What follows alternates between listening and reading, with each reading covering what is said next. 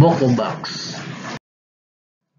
Title of the Book of Acts, comes from the Greek word praxis, a word often used in early Christian literature to describe the great deeds of the apostles or other significant believers. This title accurately reflects the contents of the book, which is a series of vignettes chronicling the lives of key apostles, especially Peter and Paul, in the decades immediately following Christ's ascension into heaven. Author of the book is Luke.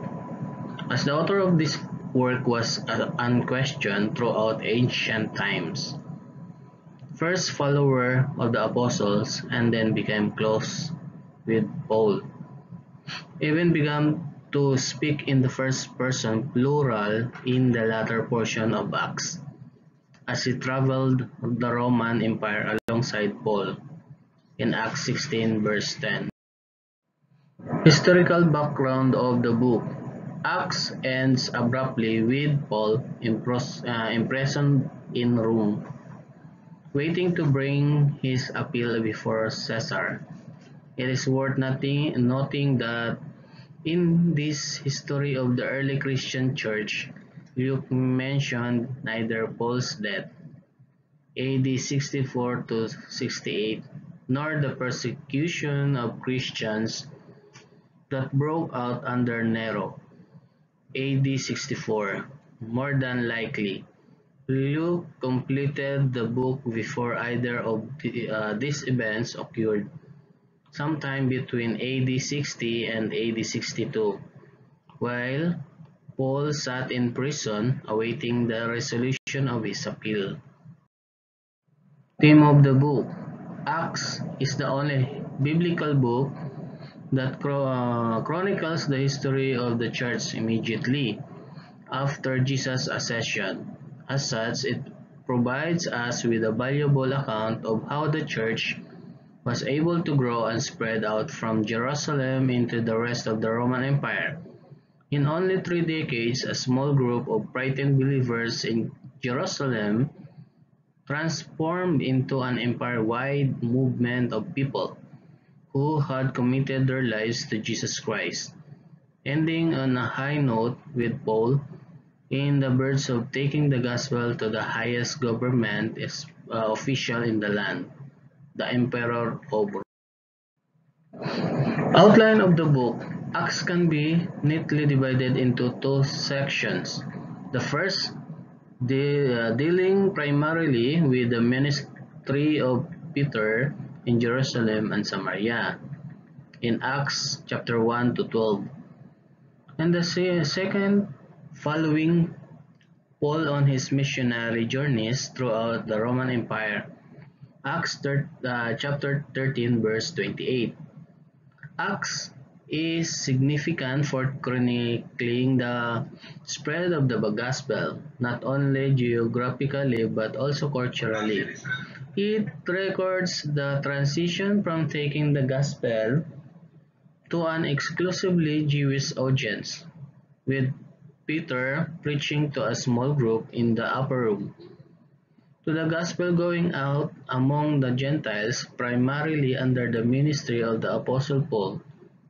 The transition is best illustrated by Peter's vision, in which he heard a voice telling him, "What God has cleansed, no longer considered unholy." 10:15. This led Peter to them share the gospel with many Gentiles. The lesson: God wants his message of hope and salvation to extend to all people, in Jerusalem and in all Judea and Samaria, and even to the remotest part of the earth. So Acts chapter 1 verse 8. So going to Book of Revelation. Title of the book. The Book of Revelation is Revelation to John, Apocalypse of John, revelation from Jesus Christ from its opening words, the Apocalypse, the Revelation, or simply Revelation. It is the final book of the New Testament and consequently is also the final book of the Christian Bible. Its title is derived from the first word of the Koine, Greek text apocalypsis, meaning unveiling or revelation, before title page and titles. Books were commonly known by their incipit first words. It is the only apocalyptic document in the New Testament canon, although there are short apocalyptic passages in various places in the Gospels and Epistles. An extended apocalyptic passage in the book of Daniel in the Old Testament. Thus, it occupies a central place in Christian eschatology. The author of the book of Revelation identifies himself only as John. Traditionally, this was often believed to be the same person as John, son of Zebedee, one of the apostles of Jesus, to whom the Gospel of John was also attributed. Historical background of the book. In about the year 95 AD, a man named John had a vision from heaven. The book of Revelation is John's record of that vision. Revelation chapter 1 verse 9 to 11. John was a Christian leader of Jewish origin who was in exile on the Roman prison island of Patmos. We don't know why John was exiled to Patmos, but it may have been for refusing to worship the Roman Emperor Domitian, who had declared himself as a god.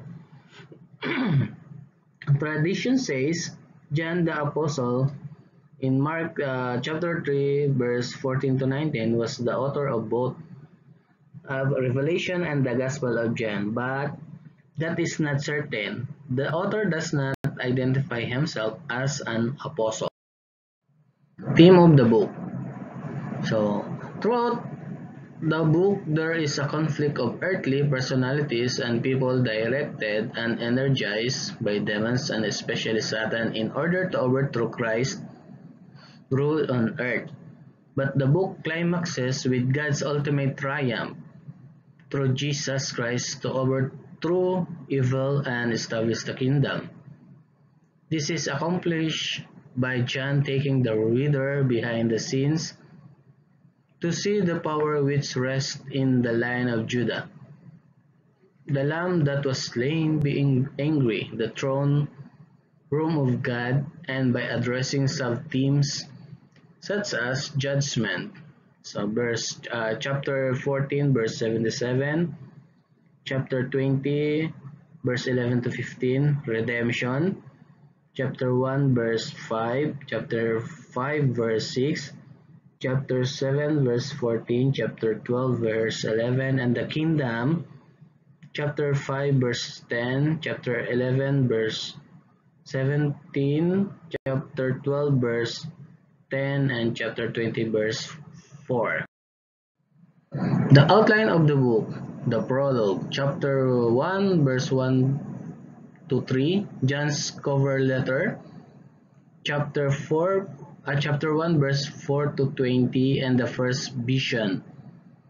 The letters to the seven churches of Asia, chapter 2 verse 1 to chapter 3 verse 22. The second vision in the throne room of heaven, chapter 4 to verse 1 to chapter 11 to verse 19. The seven seals and the seven trumpets. Third vision, three great signs in heaven, the cosmic war, chapter 12 verse 1 to chapter 16 verse 21. The beast, the war, seven plagues, seven balls of wrath, and battle of Armageddon. The fourth vision, the judgment on Babylon, Rome, chapter 17, verse 1 to chapter 21, verse 8. Part 1, the allegory of the Great War. Chapter 17, verse 1 to 18. Part 2, Babylon, Rome is fallen. Chapter 18, verse 1 to 8. Part 3, heaven is once again opened, the 1,000 years. Chapter 19, verse 11 to chapter 21, verse 8. Part 4, a new heaven and new earth. Chapter 21, verse 1 to 8. The fifth vision, the new Jerusalem. Chapter 21, verse 9 to chapter 22, verse 5, the epilogue. Chapter 22, verse 6